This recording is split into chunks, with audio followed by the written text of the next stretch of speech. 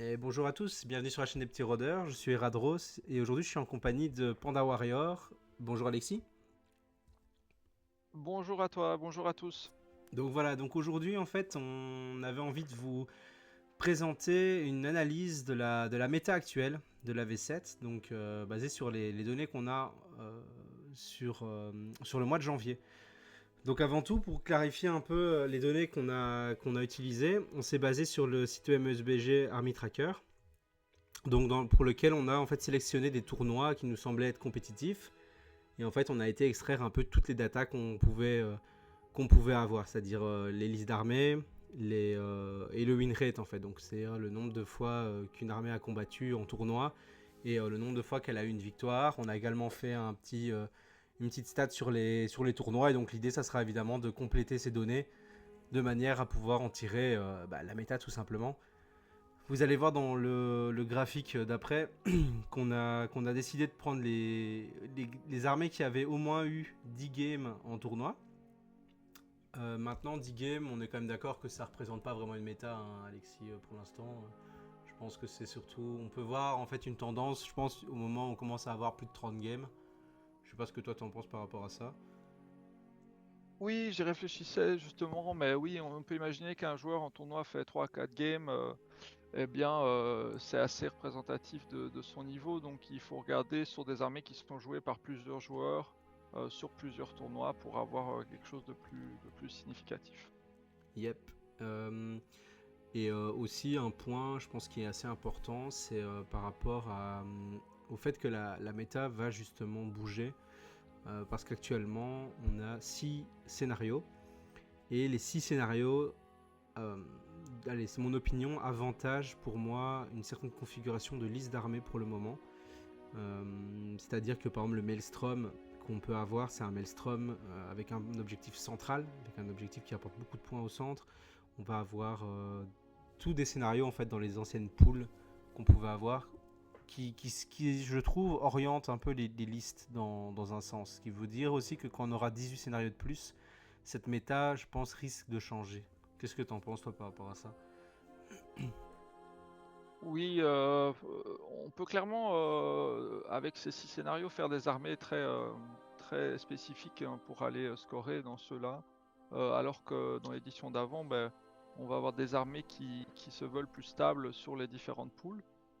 Et donc, j'imagine que ça va quand même limiter le score de certaines armées qui sont atypiques et qu'on voyait moins dans la version précédente, et qui font des bons win rates ici, quoi. Ouais, typiquement, on verra des listes d'armées, comme tu le dis, qu'on ne voyait pas vraiment jouer. Et même quand on en discutait entre nous lors des reviews, il y avait des armées où on avait dit, bof, on voit pas trop, mais en fait, avec la configuration actuelle des scénarios, mais en fait, on va pouvoir analyser que ce sont des armées qui scorent, en fait, pour l'instant. Donc, sans plus tarder, on va dévoiler le win rate du mois de janvier. Et donc, le suspense insoutenable s'arrête et les deux premières places sont prises par Saruman et son armée. Donc on peut voir le Muster of Isengard qui ont donc presque 61% de win rate avec 41 games en tournoi et l'armée de la main blanche avec 60% de win rate avec 30 games. C'est étonnant, tu trouves? Autant je suis pas surpris pour l'armée de la main blanche, notamment à cause des pouvoirs de Saruman, hein, qui sont vraiment des gros game changers, qui peuvent vraiment modifier la partie. Autant pour Muster, je trouve que l'armée a vraiment une seule dimension et, j'étais pas sûr de son efficacité dans une méta en fait. Je pense que c'est une armée qui peut être très forte, même très très très trop forte dans certains match-ups, mais je pensais pas si solide sur un tournoi. Mais ouais, c'est ça aussi. Après, comme on l'avait dit, les Urukai, c'est quand même des guerriers assez costauds.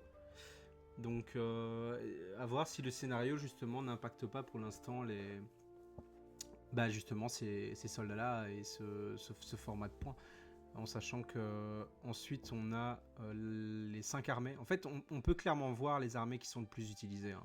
On a aussi tiré ces données-là. Mhm. Oui, oui. On avait clairement Donc Muster, l'armée de la main blanche, mais on avait aussi dans le top des armées jouées les 5 armées, qui a justement aussi un très très bon win rate, hein, les 5 armées. Après, on s'y attendait aussi.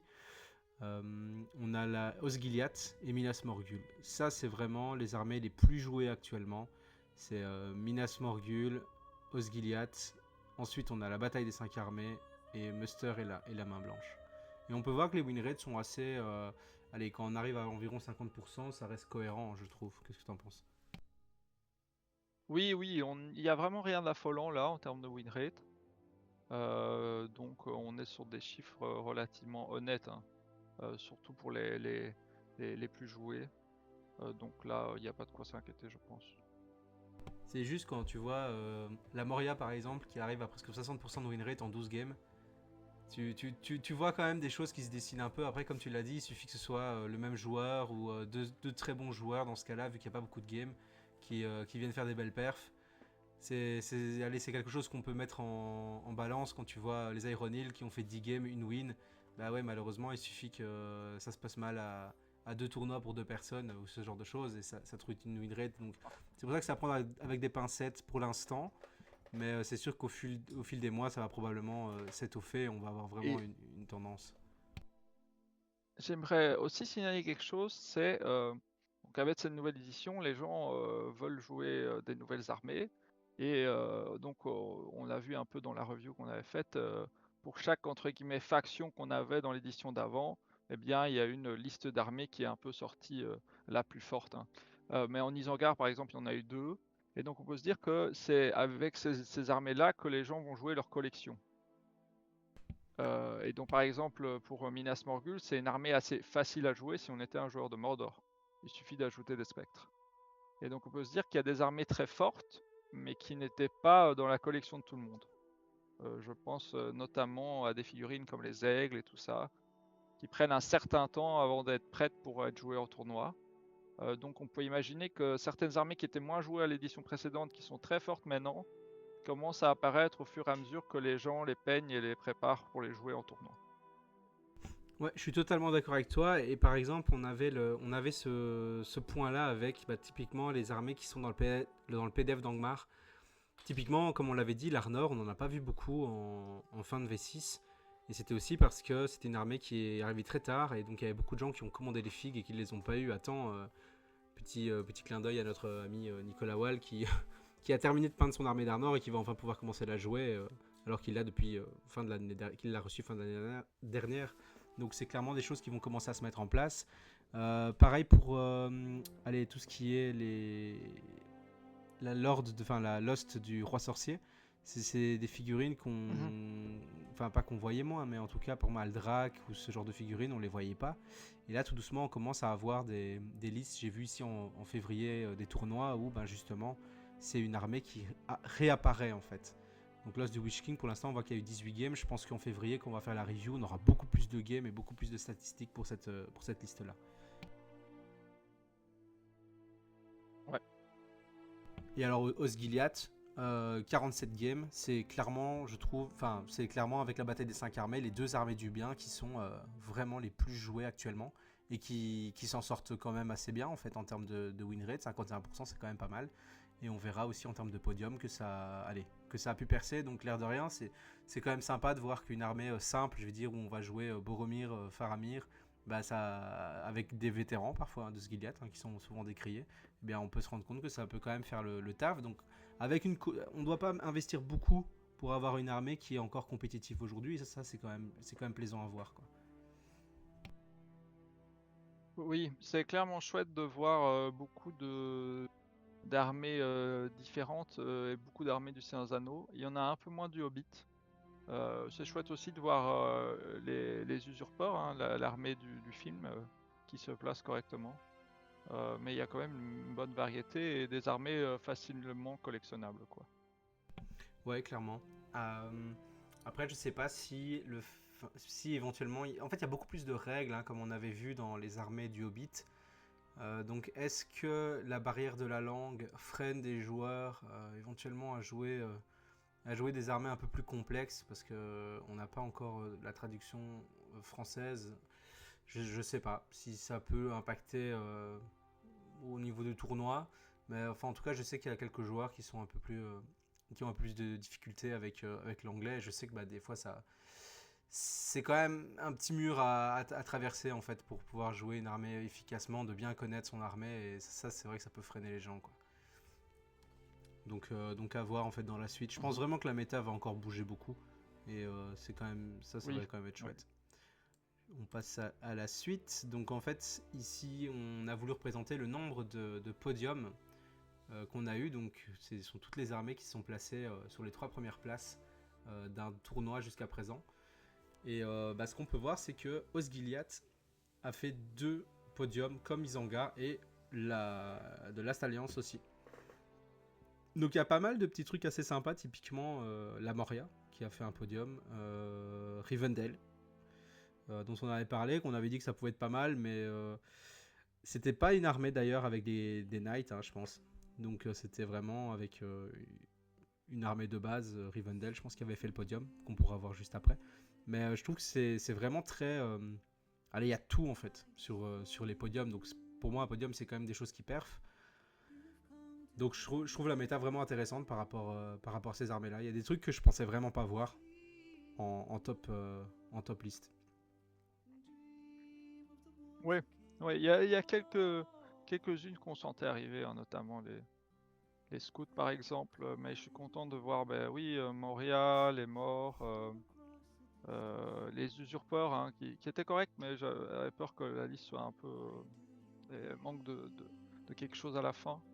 Et ouais, c'est des listes sympas, c'est des listes variées, donc ça c'est plutôt chouette pour l'instant, ce nombre de podiums. Il faut voir comment ça va évoluer quand les gens vont affiner la méta. Ouais, c'est ça. Bah, c'est ça qui est plaisant, c'est qu'en fait, oui, il y a des choses qui sont fortes, c'est clair, mais il y a de tout en fait. Enfin, tout peut être fort. Donc, quand tu vois ici tout ce qui peut faire un top 1, on va voir qu'il y a, en termes de top 1, juste maintenant, il n'y a pas eu 2 armées qui ont fait un top 1. Donc, on voit qu'il y a Osgiliath qui a fait un top 1, il y a la Moria, il y a les scouts d'Ugluk, il y a l'armée de la main blanche et il y a Rivendell. Donc, il n'y a pas non plus Minas Morgul ni Muster qui ont fait un top 1. Uglux, comme tu avais dit, on s'en doutait. Mais par contre, fait de jeu assez intéressant, la Moria. On va voir que c'est le premier tournoi qu'on va analyser. C'est un joueur italien qui s'appelle Foga qui a gagné le tournoi. Et il s'est retrouvé en 3e game du tournoi contre l'autre joueur Moria. Et ils étaient tous les deux à 2 victoires majeures. Et donc en fait, c'était les 2 Balrogs qui se battaient pour la première place. Y en a un qui a gagné et le second s'est retrouvé à la 5e place du tournoi. Mais donc c'est vraiment, je pense que le Balrog, notamment comme on le disait, par les scénarios actuellement, je pense que le Balrog justement a vraiment une grosse carte à jouer dans la méta actuelle. Et je pense pas que, en tout cas en Italie, j'ai l'impression qu'ils l'ont déjà bien saisi. Mais je pense que chez nous, ou alors il y a pas un blocage, mais on ne va pas naturellement, j'ai l'impression, vers ce genre de liste. C'est beaucoup plus rare en fait de voir des gros balrogs dans cette armée-là actuellement, en tout cas côté francophone, que ce soit en Belgique ou en France. Oui, oui, clairement. Bah, la fille avait. Le problème de cette. Elle a une réputation de fille qui. Elle est définie par tes jets de dés de combat, hein. Mhm. Et donc, t'as clairement des bonnes et des mauvaises parties. Et il faut un peu savoir jouer ta partie assez rapidement pour justement lisser tous ces combats ratés et réussis et tuer un maximum de filles adverses. Mais là, elle a, oui, comme tu disais, des bénéfices sur les poules de scénario. Il faut pas oublier qu'aussi sur les parties de 3 jours, enfin, pardon, sur les journées de 3 parties, ça peut jouer au tirage de scénario, quoi. Ouais, clairement. Je te propose qu'on commence par le premier tournoi. Donc, Ouais. désolé hein, pour l'accent ou si on déforme le nom. Donc, c'est le tournoi Arombra del Santori. J'ai dit 100 parce que je sais pas dire 100 en italien. Ça tombe stressant. On voit que Chris est à la 3e place avec l'Ultime Alliance. Alors on verra Chris qui a fait un 2e podium sur le mois de janvier à un autre tournoi italien justement. On a Piumoto avec Minas Morgul aussi en 2e place. Et donc du coup Foga avec la Moria en 1re place. Je te propose de passer directement à l'armée d'Ultime Alliance avec Chris. Qui a joué une liste en 700 points Bah, que j'aurais pas vu en fait. Enfin, si peut-être, mais Elendil à pied et Gil-galad à pied. Moi, je m'étais dit justement, je pense qu'il faut avoir au moins un des héros qui est à cheval pour pouvoir justement Mhm. profiter d'un bon striker. Et là, non, il a justement joué les deux mastodontes, hein, les deux gros héros. Après, comme on le disait par rapport au scénario, tu tombes sur un Maelstrom où il faut venir te planter au milieu et pas bouger.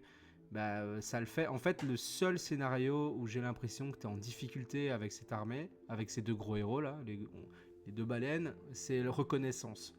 Mais je pense que sur les autres scénarios actuellement, que ce soit domination à la mort, ou même brouillard de Domination, ça guerre, peut hein, être encore.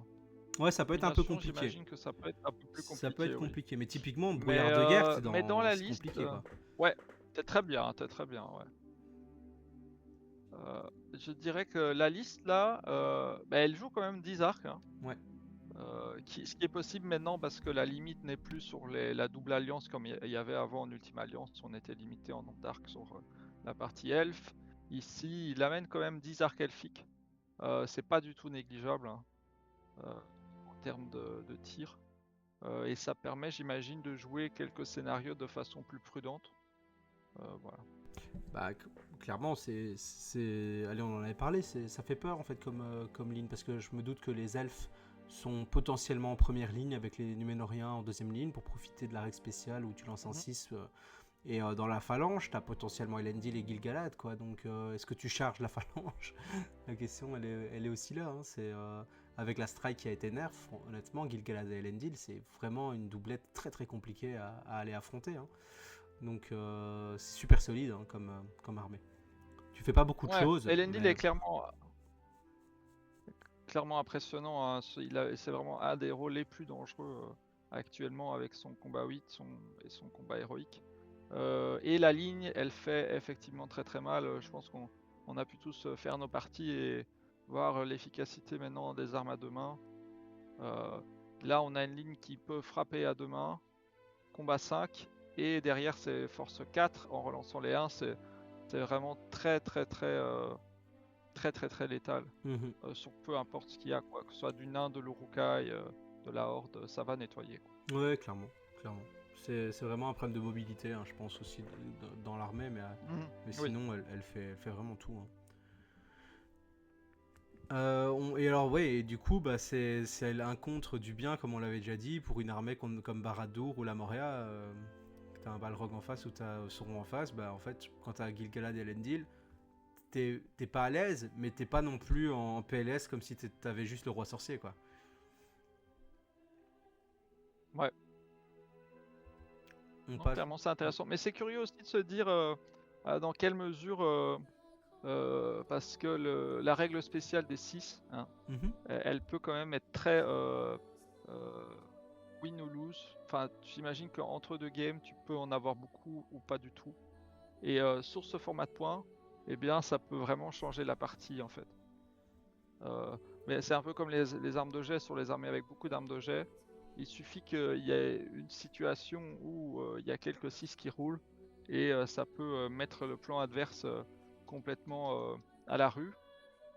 Et je pense que en jouant contre une liste comme ça avec la règle spéciale, c'est assez compliqué de ne pas avoir peur justement de perdre une figue en chargeant et de se mettre dans une situation dangereuse, quoi. Ouais, clairement, bah, avec un peu de luck, tu peux vraiment te retrouver en très très grande difficulté. Surtout il a quand même 32 figurines. Hein, allez, Mhm. c'est quand même Ouais. pas rien. On a oublié de le dire, mais dans la présentation du tournoi, mais c'est un tournoi de 700 points.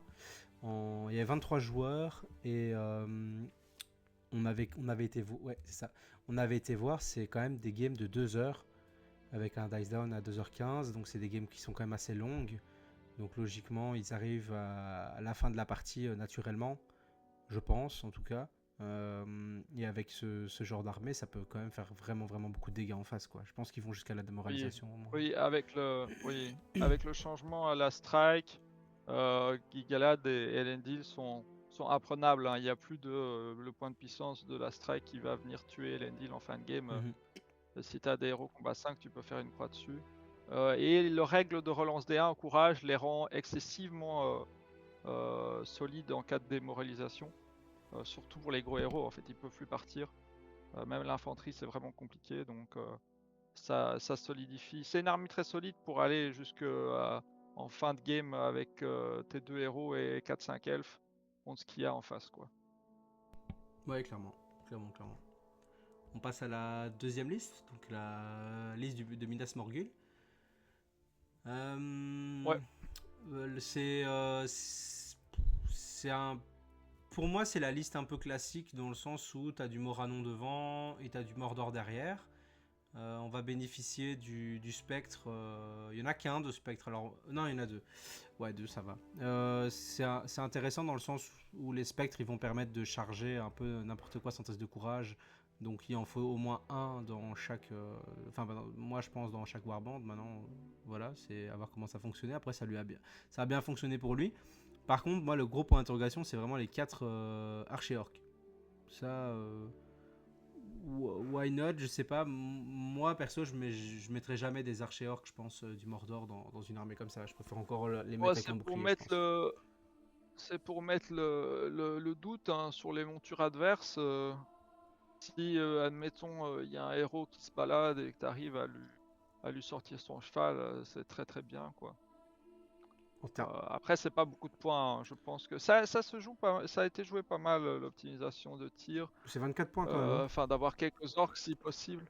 Oui, non, mais ils peuvent se battre, hein, tu vois. S'il y a pas je pense que s'il n'y a pas de cheval avec un héros dessus, tu les mets au cac et sinon. Ils frappent aussi sur le courage, hein, donc c'est des ils ont lame archers des morts. dangereux. Hein. Ouais, tout à fait. Mais pas le à fait l'arc. que l'âme des morts, moi je trouve que c'est tout à fait ok, quoi. L'âme des morts, ça fonctionne qu'au corps à corps. Non, pas à l'arc, pas à l'arc. Ouais, pas à ça, l'arc, s'ils viennent au cac, heureusement d'ailleurs que pas à l'arc. Ouais, tu m'étonnes. Mais là, on est sur une liste qui est vraiment, ça va devenir les staples Minas Morgul, avec du nombre, avec les capis, avec le Moranon devant, l'orque derrière. Enfin voilà, on est sur du solide. Hein, on n'essaye pas de choses avec le troll, on est vraiment sur de la masse.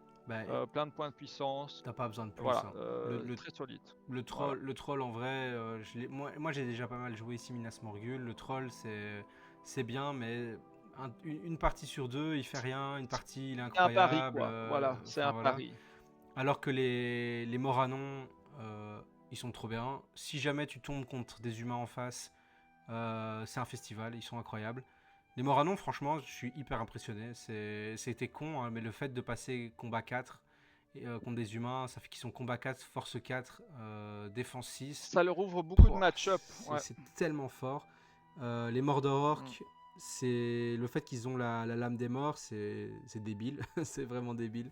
Ça, franchement, par contre, c'est tuer des Iron Hill sur du 5+, quand t'as 2 fois plus de figurines que le mec en face, c'est tellement létal.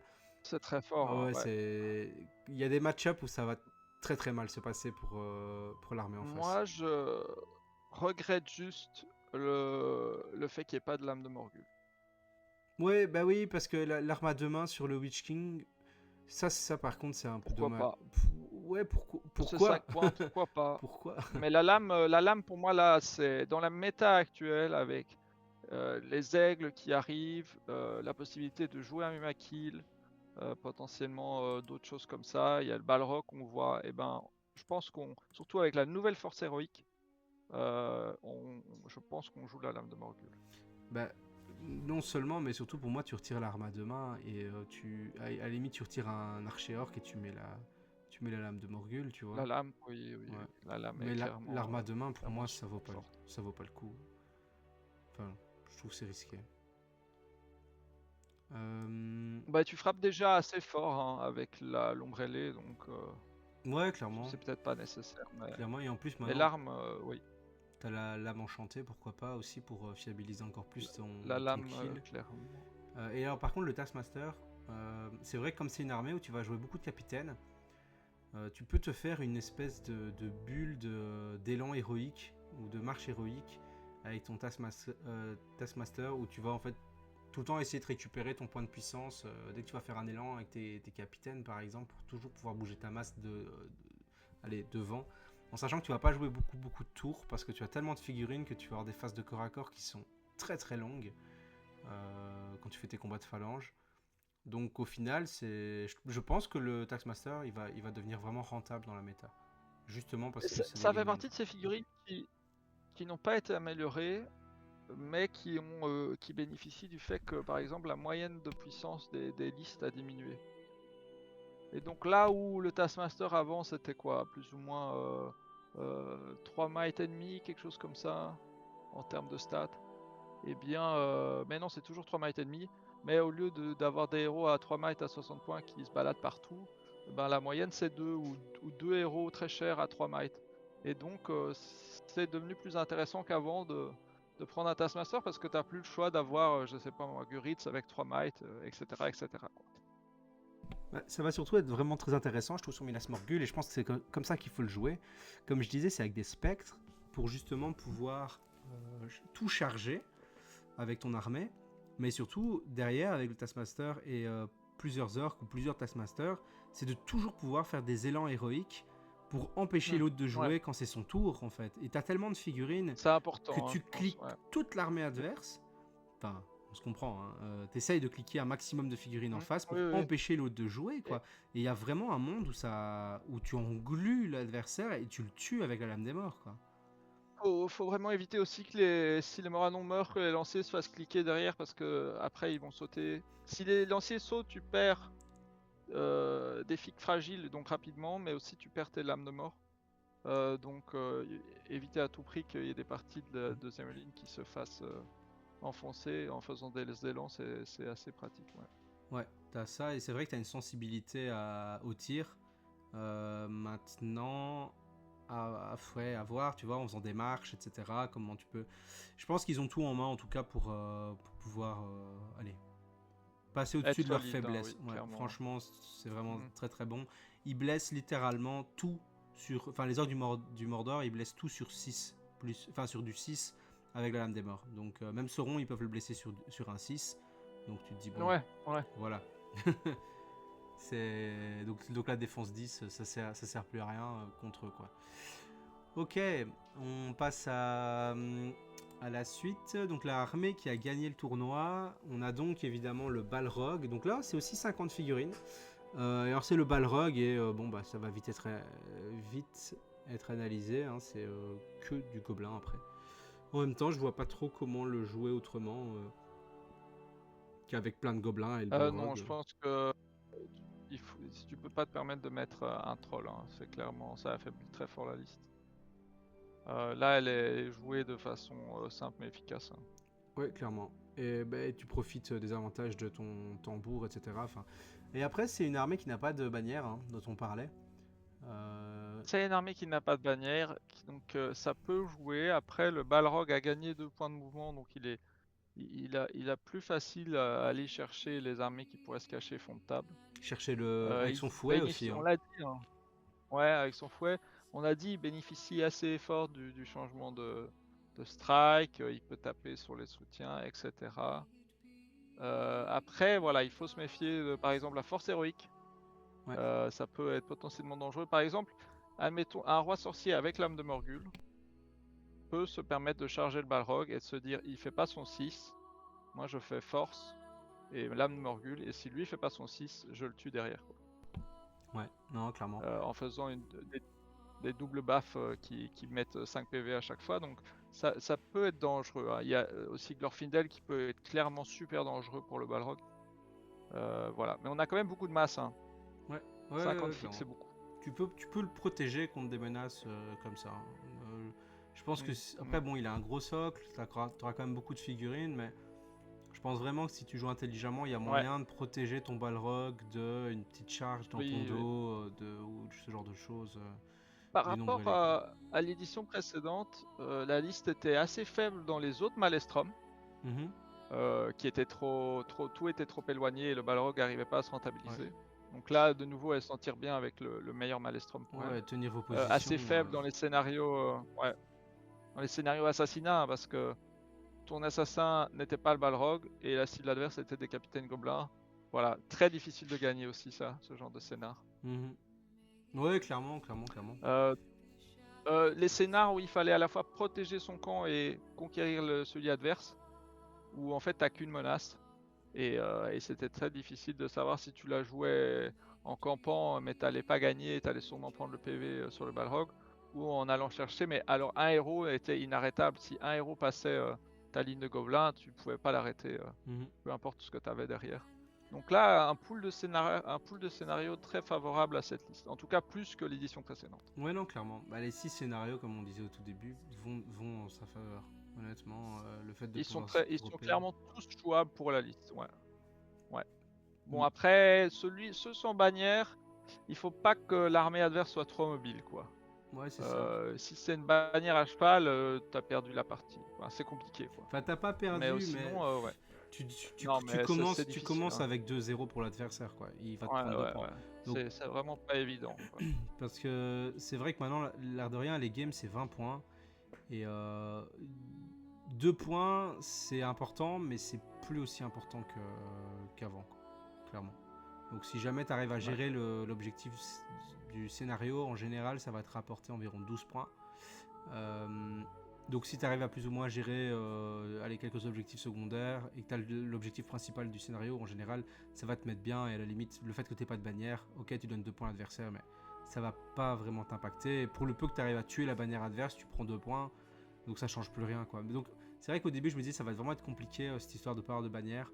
Et c'est vrai que c'est compliqué, mais pour l'instant, en tout cas, avec les objectifs principaux qui sont vraiment facilement gagnables pour des armées comme ça, je pense que ça les handicape pas trop, quoi. En tout cas, Ouais. pour un Balrog, c'est clair. Mais donc du coup, Ouais. il y avait potentiellement Je 2 pense que Balrogs sur le podium. Malheureusement, ils ont dû s'affronter. c'est le karma. Bah ouais, c'est ça. Il ne peut t'en rester qu'un. Tu connais. On enchaîne avec le deuxième tournoi italien, donc Primo Torneo Overmaster. Allons-y. 26 joueurs, c'est aussi en 700 points. C'était également des games de 2 heures. Donc ici, on avait Eric Reg 91 qui avait une armée de Gundabad à la 3ème place. Jacques qui est en Muster of Isengard, donc encore une fois, Muster qui se retrouve à la 2ème place du podium. Et Diane L qui est à Ecos Gilead à la toute première place. Sans transition, on commence tout de suite par l'armée de Gundabad. On en parlait avec des joueurs de la commu belge, on en parlait pas mal en rigolant, en disant qu'on allait sortir des armées de trolls bruts. Ben, ça commence tout doucement, ça commence tout doucement à arriver en tournant en fait. Hein, ce petit, comment on pourrait dire ça, cette petite fantaisie. Comment tu trouves Ouais, la c'est liste, toi? clairement une figurine qui nous avait marqué lors de la lecture du livre. Mhm. Je pense que c'est une liste qui se base vraiment sur les nouvelles forces de la liste. La troll brute, les Gundabad combat 4, hein, on parlait de Moranon combat 4, les Gundabad l'ont tout le temps maintenant. C'est des Urukai, en tout cas les anciens. Et le switch entre Azog et Bolg dans la liste, puisque Azog ne peut plus avoir accès au Warg blanc.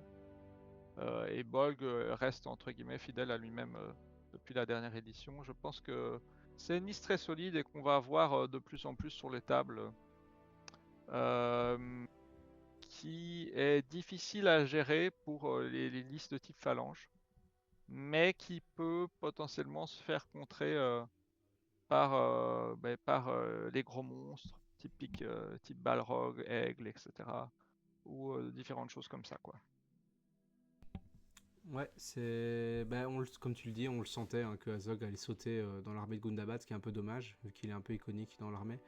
Mais c'est moins un choix naturel. Après, pour le reste, les trolls bruts viennent grignoter beaucoup de points, mais d'un autre côté, je pense qu'il a dû quand même vraiment bien se marrer, le joueur qui a dû jouer ça. Ça va clairement faire des énormes blagues. Je sais pas si tu veux rajouter un truc. Je pense que c'est assez clair. Je pense qu'on Ouais, verra de non, plus en non, plus de c'était listes comme ça. assez. Hein. Ouais, C'est juste une figurine qui est très chère. ouais, on Son- verra du Gundabad. Mhm. je crois qu'elle coûte presque son nombre en points en nombre d'euros, je pense. Je crois qu'elle est à 110 ou 115 euros la fig. Euh, en Forge World officiel, elle est très très chère. Ouais. Ouais. Donc je pense que les gens, s'ils veulent la Ouais. spammer. Je pense qu'il y a potentiellement des gens qui vont imprimer une triplette de Troll Brut. Ouais. Je pense que l'armée aussi se bonifie à 800 points. Euh, Notamment les règles spéciales hein, qui affectent toute la table. Je pense qu'à 700, l'armée commence à être jouable. Bolg est très très cher. On peut potentiellement remplacer par un capi, mais bon, voilà. Mais dès qu'on monte à 800, eh ben, on rajoute des éléments très dangereux. On peut rajouter une troisième troll brute ou des Gundabad qui sont très solides maintenant, quoi. Bah, c'est clair que l'armée, en tout cas à 800 points, ou même à 700, mais sans les trolls bruts, avec juste des énormes phalanges de Gundabad, comme tu le dis, comme le Gundabad, il est passé combat 4, c'est un très très bon combattant, et les bonus de l'armée, là, avec les étendards, Hmm. Très très très c'est fort, très hein. très fort. Très Donc très moi, très je fort. serais pas étonné de voir du Gundabad dans le futur revenir dans la méta avec plutôt une armée traditionnelle de phalanges. Je serais vraiment pas étonné, parce que ça m'a Mhm. l'air vraiment costaud sur la table. Après, t'as un Minas Morgul en face avec l'âme des morts. Il y a Ouais, match. Il y a c'est match. plus compliqué là, il y a match. Euh, Ça se joue à l'init. ouais, c'est ça. Oh là. Ouais, non, clairement, ça va être des. Quoi qu'ils ont ils ont le combat 3, le combat 4, mais c'est quand même, c'est comme pour les Urukai, hein. T'arrives à taper, Ouais, ouais, ça tu vas tue. tuer Des sur deux du côtés, 4, hein. ça tue, quoi. Ah ouais, Ouais, ouais, le ouais. Mordor va mieux tuer que le Gundabad, c'est ça en fait qui est dingue. C'est que le Gundabad il va tuer sur du 5+, Ouais, le ouais, Mordor Orc il va effectivement. tuer sur du 4 quoi. Donc c'est Ouais. un peu. Bon, c'est fun.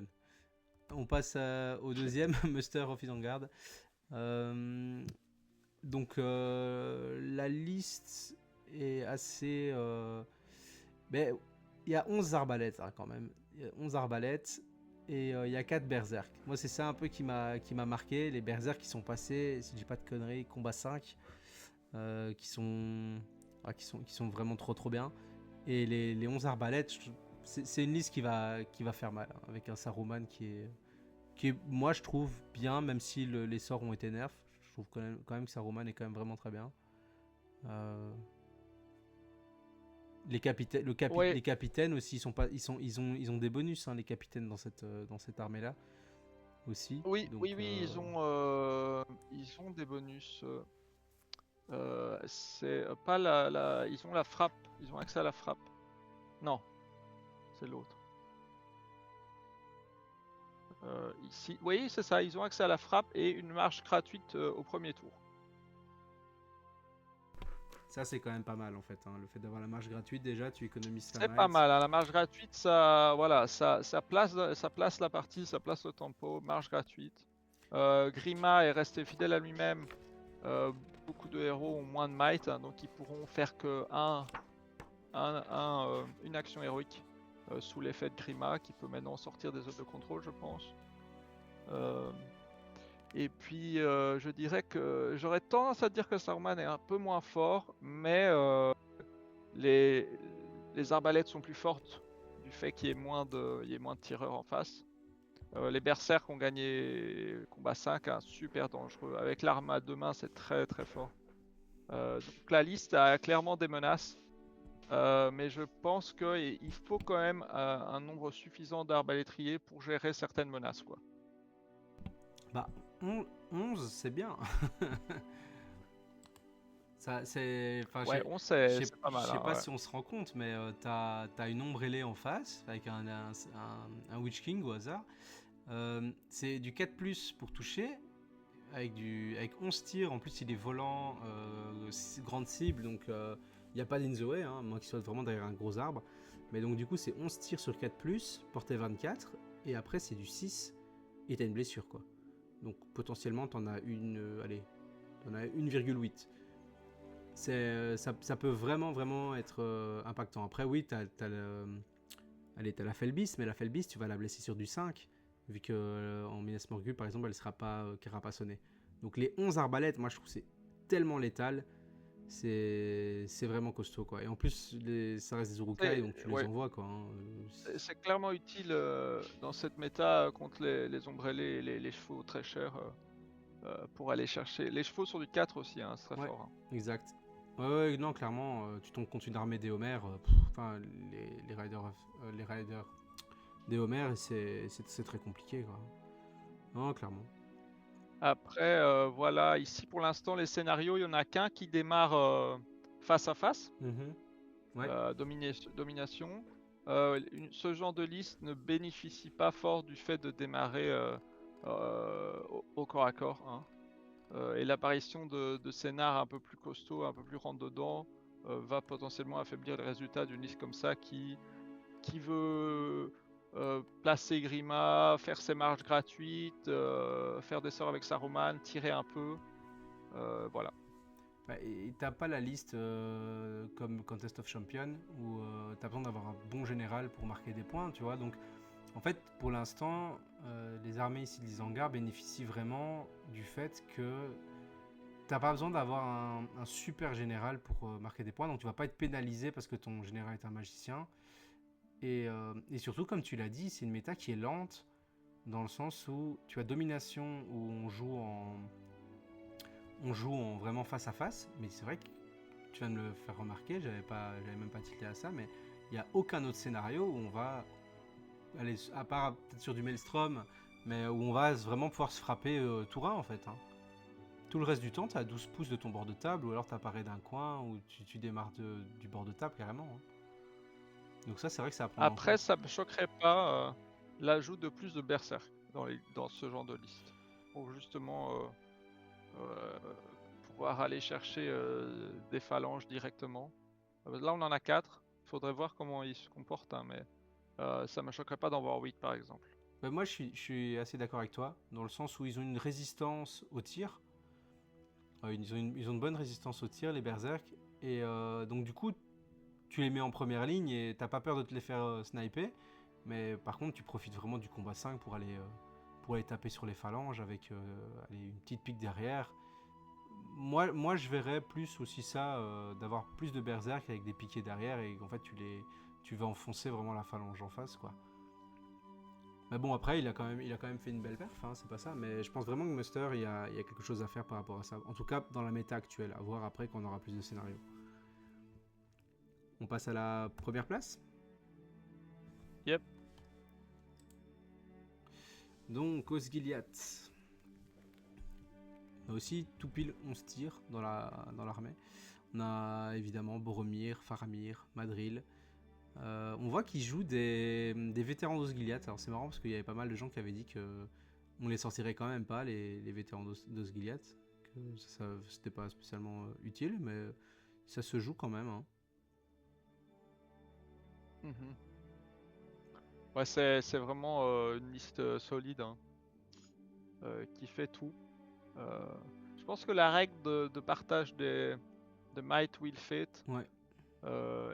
est clairement plus forte qu'on le pense sur le papier. Et va rester forte sur les autres scénars. Hein. Je pense que cette règle sur des scénars comme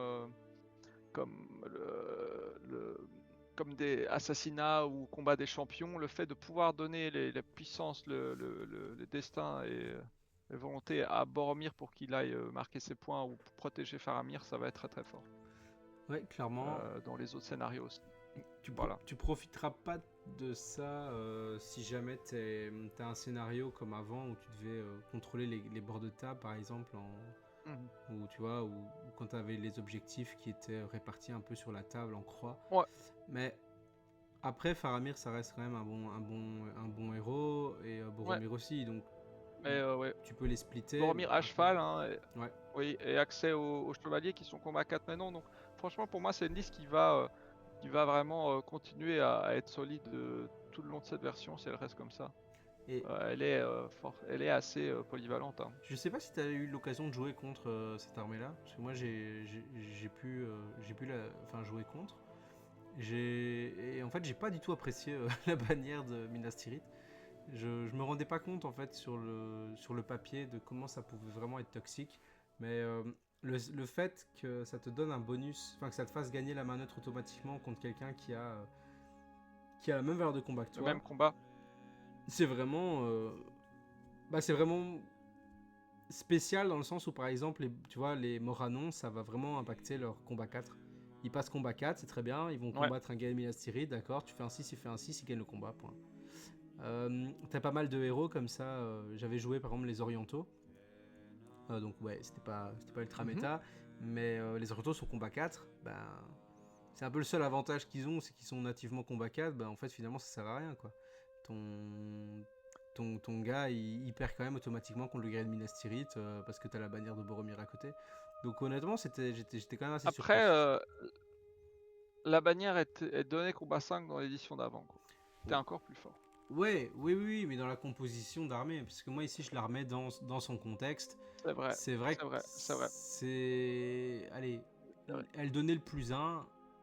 Les guerriers de Minas Tirith sont passés combat 4, donc au final, l'effet bannière ils l'ont. C'est juste les Rangers qui sont pas passés Ouais, combat 5, tu vois. Enfin, moi je le vois comme ça, je me c'est dis le vrai, guerrier de c'est Minas vrai. Tirith il est passé combat 4, donc au final ça ne l'impacte pas le fait que elle ne fait plus ça. Et de toute façon, tu peux pas jouer de garde de la fontaine dans l'armée, donc. Maintenant, la phalange de guerriers qui est combat 4 ennemis, elle a le shield wall. Ouais. Donc elle est défense 7, elle est vraiment très très forte. Ah oui, non, clairement. Celle autour de Boromir. Le plus 1 pour blesser pendant un tour est très très fort, à respecter très fort aussi. Ouais. Ah ouais, non, c'est sûr que ça te fait un tour où tu. C'est un tour où toute la ligne a plus 1, les supports et tout. Il suffit d'avoir un peu de chance. Effectivement, ça peut mal se passer, on peut perdre des combats. Mais il suffit d'avoir un peu de chance et ça peut déjà entre guillemets, te gagner la partie en tuant beaucoup de figues. Bah c'est plus 1 pour blesser, c'est même pas comme Thorin qui donne le plus 1 en force ou tout simplement le. Allez, Gottmog qui permet de faire des rerolls, Ouais. ce genre de choses. Là c'est vraiment plus 1 pour blesser, c'est vraiment colossal en fait comme bonus. Et à 6 pouces, Ouais. c'est large, c'est vraiment beaucoup de Mhm. figurines. C'est aussi, on peut garder en épée de Damoclès, par exemple, on pense à des héros du genre Glorfindel ou quoi, qui sont excessivement tanky et qui peuvent même survivre au milieu de la phalange adverse. Mhm. Mais eh bien là, il suffit de garder ton plus 1 et de le claquer le tour où le héros est isolé. Et 3-4 supports Minas Tirith peuvent potentiellement lâcher une ou deux blessures grâce au plus 1 et finir un héros défense 7 en fait. Et Ouais, ça, c'est aussi fort clairement. de pouvoir aller chercher le kill sur un monstre ou sur un héros tanky avec des soutiens, avec un peu de Minas Tirith en plus, quoi. Mhm. Ouais, clairement. On passe à troisième tournoi italien. Ouais, Donc là, c'est le plus petit tournoi hein, qu'on avait pris. C'était un de 12 joueurs en 650 points. On voit qu'il y a Chris qui était là lors du premier tournoi, qui jouait l'Ultime Alliance, qui était à la troisième place, qui est passé deuxième avec Muster of Isengard. Et l'Ultime Alliance qui est troisième, et les Scouts de Gloop qui sont premiers. On avait regardé ici en termes de temps de jeu, je pense qu'on était aussi sur. Ah non, on n'avait pas l'information pour ce tournoi-là. C'est le seul où on n'avait pas l'info. Du coup, l'Ultime Alliance, bah, on retrouve en fait une armée qui n'est pas la même parce qu'on a Elrond qui est à cheval cette fois-ci. On n'a pas il a été remplacé par. C'est Gil-galad qui a été remplacé. On a moins d'archers, c'est 650 points, mais sinon la composition, à part Gil-galad, ça se ressemble assez. oui, oui, le seul Elrond est valeur hein, dans cette liste, si je ne me Mhm. trompe pas, donc on est limité à 15 elfes. Hein. Euh, mais oui, la liste reste solide. Hein. Après, il y a moins de joueurs, il n'y a que 3 tournois, enfin, il n'y a que Ouais. 3 parties. Je pense que Elendil est clairement une menace. Je pense qu'à partir du moment où tu décides de ne pas jouer contre la liste, bon là il y a de nouveau 7 tirs, hein, donc je pense que maxer les tirs c'est clairement une solution parce que moi je t'avoue que quand tu dis comme ça j'essaierais de juste pas jouer la partie. Ouais, tourner Voilà, autour c'est d'eux. relativement lent, je tourne et une fois qu'il y a une bonne moitié de partie qui s'est écoulée, bah là je commence à jouer la game et je vais pour les points des points d'objectif quoi. Mhm. Parce que Elendil est clairement inarrêtable, hein. C'est combat 8 et combat héroïque gratuit, c'est impossible à arrêter quoi. Force 5 et Burly, arme de main, je pense. Hein. Enfin, peut-être pas Burly, Avant, mais on arme de pouvait main, faire je des pense. frappes. Il a arme à deux mains qui donne le plus 1. Ouais, Mais c'est ça. enfin, c'est une arme à deux mains sans malus, quoi. Et avant, on pouvait faire des frappes préventives. Ici, même si on fait une frappe préventive avec un héros combat 5, le joueur Elendil peut se dire bah, ok, il n'y a qu'une chance sur 3 qui me fasse l'égalité, quoi. Ouais, clairement. Et, et donc là, on sait même plus si t'as pas si t'as pas la défense, bah tu meurs. C'est tout simple. Voilà. Ben, je pense qu'honnêtement, hein, si on avait laissé le cheval à Elendil, je crois que c'était la meilleure figurine Ah du jeu. oui, là clairement, ouais. Avec le cheval, ouais. Il est déjà menaçant comme ça avec le cheval, ouais. Ouais, non, je Mais pense c'est que un c'est peu le plus fort. LSR. Les Lessards, mais il est beaucoup moins cher. Hein. LSR, il est à 215, je crois. Ouais, c'est possible. Euh, Mais les stars, tu peux l'avoir à cheval et les stars, mais après tu l'as avec Men of the West, tu l'as à pied, je pense. mais il est un point de combat en moins. Mhm. euh, Ouais, ouais, ouais. et il vient pas avec des guerriers combat 5, quoi. Il vient avec du Minas Tirith. Et Ici, on a les guerriers combat 5 force 4, quoi. les combats, les points de combat maintenant pour les héros, ça coûte très cher, hein. Le fait de passer combat 8 Ouais, par rapport à un ouais. combat 7, ça change vraiment C'est tout, vraiment hein. des énormes Ah paliers. ouais, c'est C'est des vraiment des marches. énormes paliers par rapport aux monstres, comme les aigles. Par exemple, Eleni va pouvoir aller chercher des aigles sans souci, sans transpirer. Les trolls, tout ce qu'il y a comme ça. Et les duels de frappe aussi sont extrêmement linéaires en fait. Euh, un point de combat entre deux figurines pour un duel de frappe, ça donne un avantage énorme. Bah, il est tellement proche de la C'était valeur moins le cas avant. 10 que en fait tu fais 3, 4, Ouais. tu fais 3, 4, 5, 6, ça te met bien, en fait, tu vois, Mhm. typiquement. Tu peux Donc, même te permettre de pas faire de frappe aussi. ouais, ouais, Et clairement, de clairement. laisser les choses se faire, quoi. Ouais. Ouais, non, C'est un il est bon clairement perso. très très fort. Très fort, Eleni. Mais donc ça confirme ce qu'on se disait, hein, l'Ultima Alliance, ça reste quand même, ça reste pas mal, on verra encore après si on le revoit. Deuxième liste, Isengard encore. Bah Mhm. là, encore une fois, on a 8 arbalètes, hein, et là, par contre, il a chargé. Hein. On a Chris, il est vraiment pas venu pour rigoler, il a sorti 7 berserk. Ouais, ouais. C'est pas mal, 2 bannières. Moi j'aime bien. Ouais, 2 bannières, J'aime 7 bien les berserk. berserk. Ouais. Ah ouais, 2 bannières. Ah ouais. Intéressant ça, pour les points de scénar, pour la ligne, intéressant les bannières. Ouais, il y À a voir un si ça scénario plaît. où t'as des points pour ça. Hmm. T'as un scénario où si t'as plus de points que ton adversaire, si t'as plus de bannières que ton adversaire à la fin de la game, en fait, tu as des points bonus. C'est à la mort. Sur à la mort, t'as un point si t'as une Ouais. bannière, et par contre, t'as 2 points si t'as plus de bannières que ton adversaire. Donc c'est con, mais tu peux aller gratter un petit point comme ça, quoi. Mais les berserk très très forts. Hein. Mhm. Ouais, bien sûr. Je pense que là, l'unité la moins utile en fait des listes muster, ça devient le piqué. Vraiment pas trop mettre de piqué quoi. Parce que à la place du piqué, t'as l'arba, le guerrier avec shield wall et le berserk. Et sous tous les rapports, eh ben, t'as une figurine qui tire, une figurine qui est plus tanky, et pas qu'un peu, et une fille qui a 2 attaques, combat 5 pour 5 points de plus en fait. Donc je pense qu'il faut vraiment pas hésiter à enlever des piquets pour rajouter du guerrier ou du berserk.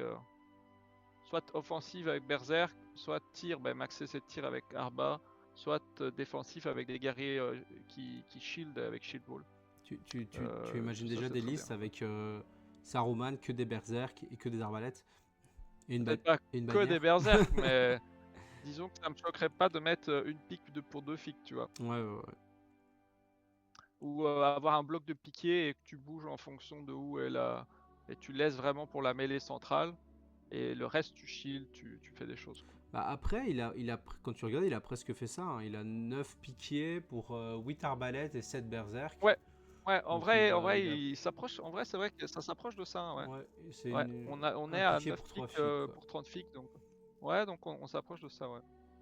Bah, j'ai encore Donc pas vu moi sur les tables, mais c'est pas mal. j'aime vraiment bien cette liste. Avec pas beaucoup de piquets. Mais c'est dommage hein, parce que dans le film il y a vraiment des marées de piquets. Mhm. Mais c'était déjà un problème dans la version précédente. La pique Urukai n'est pas une figue qui se rentabilise excessivement bien. Quoi. Et c'est vrai que la deuxième bannière, en fait, finalement, t'aurais pu passer à 9 berserk, hein.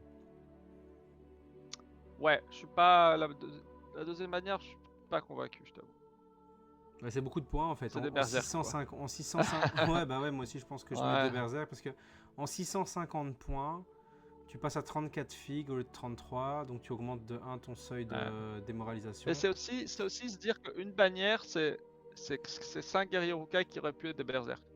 Ouais, c'est vrai, c'est vrai. Et là, vu comme ça, tu te dis, ah ouais. Ouais, bah, ça fait beaucoup, ça fait 5 attaques en plus et 5 fois combat 5 en plus. Ouais, non, c'est clair. Et on arrive presque en termes d'efficacité à une bannière, quoi. Avec les attaques et le combat, par rapport à la relance de dés, on arrive presque à l'efficacité, quoi. Non, t'as raison, je pense vraiment qu'en termes de létalité, si on veut vraiment optimiser cette liste pour vraiment aller, c'est pas une liste pour se faire des copains quoi, hein, mais tu retires la deuxième bannière, tu Ah. transformes tes 4 guerriers, tu les transformes en berserk, c'est ouais, c'est 20 points, il t'en reste 13. À voir comment tu peux essayer de faire pour essayer de gratter encore un peu. Est-ce que tu fais avec tes 13 points ou Ouais, alors tu rajoutes une arba, sûrement mais mettre un scout, oui, ou ouais. mettre un scout quelque part. Mais du coup, c'est vrai que Mais en tu tout gagnes le cas, même ouais, point, liste mais solide, ouais. ouais, clairement. Bah, c'est intéressant, franchement. Ouais, je trouve ça bien de ne pas avoir mis le cheval à Saruman. À ce format-ci, c'est 20 points, il se les justifie plus, quoi. Bah, et surtout avec deux bannières. Ça fait, t'imagines, Ouais, ça fait ouais. quand même presque 77 points de. Tiens, c'est bizarre. Ah non, c'était une bannière scout. Ouais, ça, je me disais, il y a un point de différence entre les deux bannières. Mais il y a une bannière scout et une bannière normale.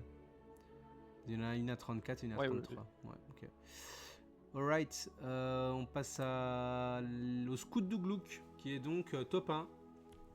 Étonnant, ouais. hein. Ouais. Oh Ouais, là ouais, bah là. là, franchement, je suis content de les voir parce que je l'avais un peu annoncé et je suis content de voir du scout top 1. Bah, c'est pas Donc, étonnant, hein, honnêtement. ouais. 55 figues. Non, non, ça fait plaisir, hein, entre guillemets, parce que ça va devenir récurrent, je pense, hein, avec la nouvelle règle spéciale du Glook, qui est super dangereuse, hein. Et le nombre de tirs, 17 tirs, hein. Là où on voit beaucoup moins de tirs, alors ici, on a vu dans la méta, c'est des armées qui ont fait les armées qui ont podium ont quand même un nombre relativement élevé de. Ben, on a eu beaucoup de arcs elfiques, on a eu beaucoup d'arbalètes, ça reste très fort à ce format-là, les tirs. Et ben ici, on en a 17, quoi. Donc, Ouais. on est clairement paré pour le duel. Ouais, non, clairement, quand tu vois. C'est vrai que quand tu le dis, t'as beaucoup de figurines. T'as 17 tirs. Et surtout, t'as le bonus avec Ougluk, hein, avec 22 Ouais, orques prêts à ouais, mourir pour ouais. ton plus grand Eux, bonheur. ils blessent les morts à non aussi facilement qu'ils se font blesser par les lances, lame spectrale. Ouais. Donc voilà, tu vois, c'est du donnant-donnant. Ah ouais, clairement, ça rend les coups, hein. Sauf que toi, t'as plus de figues. Et alors, sympa, tu joues Grishnag et tu joues Snaga, quoi. C'est sympa. Hmm. Petite figurine Ouais, ils sont très corrects maintenant. qu'on voyait jamais, Ils ont hein. des effets sympas. Non, mais Snaga, maintenant, il a gagné un espèce de Master Battle. Très solide, hein. Krishnag, oui, il a un peu perdu avec la perte du troisième point de might. Mais voilà, ça reste des menaces. L'armée blesse aussi extrêmement facilement. Sur un malentendu, ton Balrog rate ses dés. S'il y a deux orques, deux Uruk, bah, il va laisser des PV, quoi. Ouais, ouais, clairement. C'est Euh, très très létal donc, comme armée. voilà. Vraiment très létal. Et il La liste est bien. Il n'y a pas combat des champions, il n'y a C'est pas c'est- c'est assassinat. exactement ce que j'allais dire. Voilà. Il profite du pool de scénario en fait. C'est un Ouais, pool de ouais, scénario clairement. qui fiabilise son win rate en fait. Parce que t'as pas vraiment un Peut-être scénario, tu vas.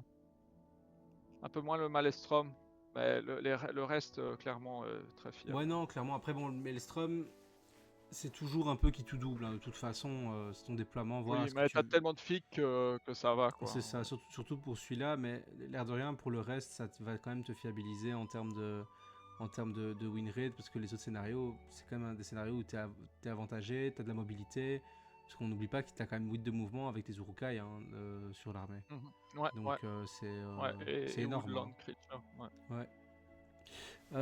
Ok, bah écoute, on va enchaîner avec le tournoi du circuit de qualification pour la Nation Cup et le WTC de Nantes 2025.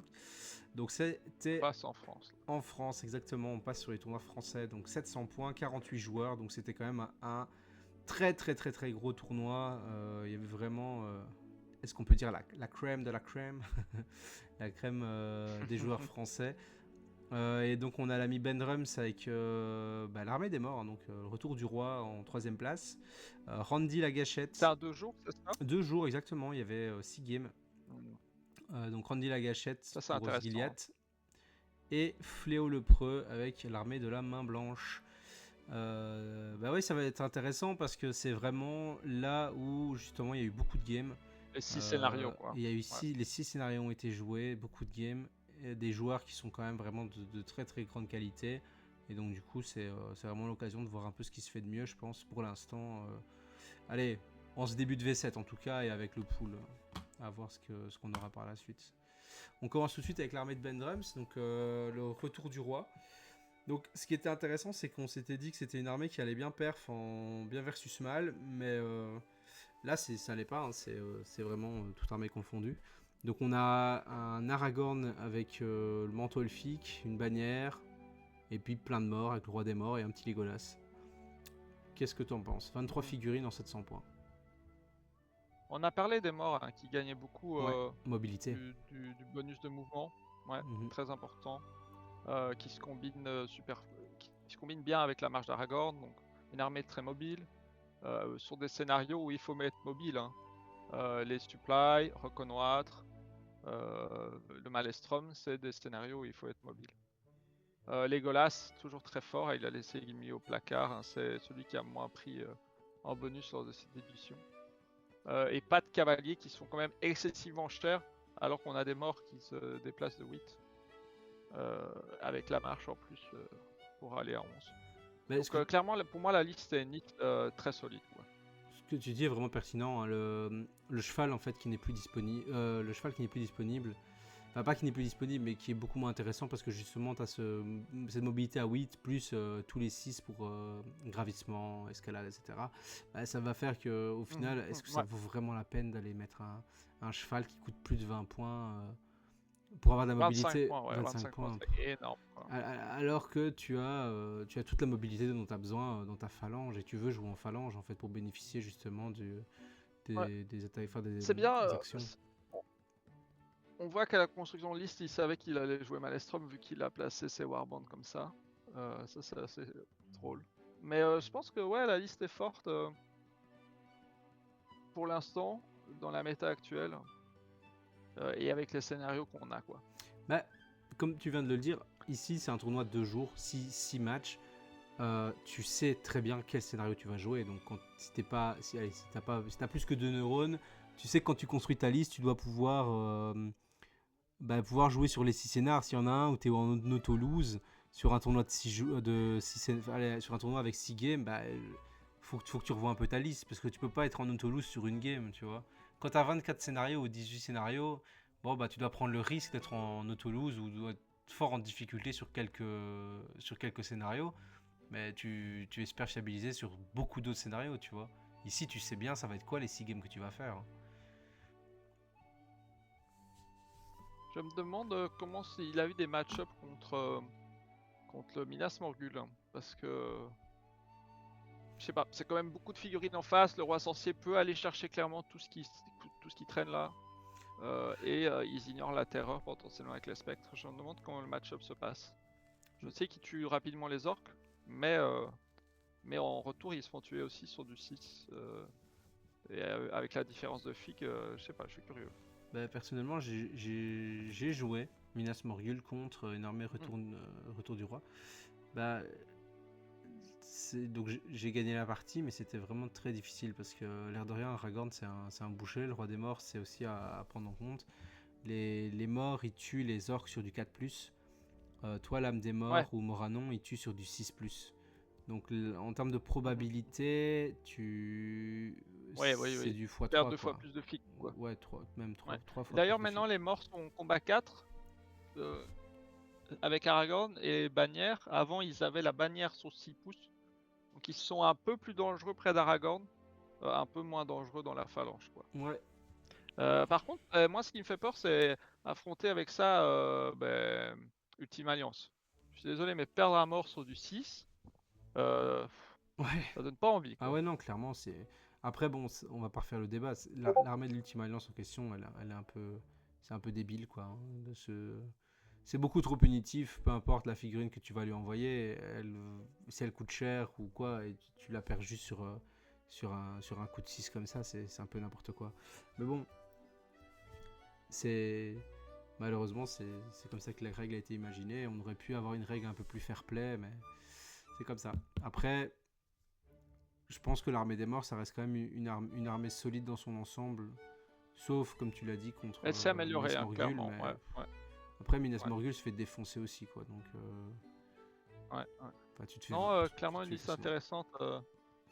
À voir comment ça évoluera avec d'autres scénarios. À voir comment ça évoluera. Ouais, je suis curieux. Bah, Mais intéressant comme liste. après, on va voir sur les autres scénarios, mais la vérité, c'est que comme tu te déplaces très bien, Très mais, vite. tu Ouais. peux. Je crois que c'est une armée qu'on va continuer à voir en fait, hein. Parce que quand tu réfléchis aux Mhm. scénarios, Aragorn c'est un très bon général, Legolas et le Roi des Morts c'est des bons side héros. Du coup, à voir la suite. Mais moi je pense qu'on continuera à la voir, honnêtement. On passe à la deuxième armée. Ouais.